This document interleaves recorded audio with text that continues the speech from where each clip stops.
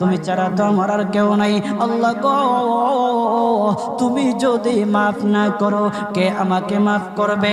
তুমি যদি মাফ না করো কে আমাকে মাফ করবে?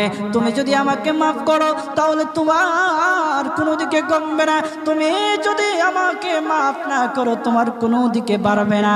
আল্লাহ গো, তুমি আমাকে মাফ করে দাও। সারাটা জীবন অন্যায় কাজ করেছি, সারাটা জীবন নাফরমানি করেছি, আমার কাছে কালেমার দাওয়াত কম আসে নাই, আমার কাছে কালেমার দাওয়াত কম আসে নাই, আমাকে লোকেরা কম বোঝায় নাই। ওগো আল্লাহ, তুমি আমাকে মাফ করে দাও।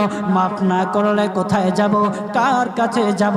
বাবা যখন মারে তখন মার কাছে আশ্রয় নেওয়া যায়, মা যখন প্রহার করে তখন বাবার কাছে আশ্রয় নেওয়া যায়, বাবা মা যখন প্রহার করে তখন দুনিয়ার কারো না কারো কাছে আশ্রয় নেওয়া যায়। ওগো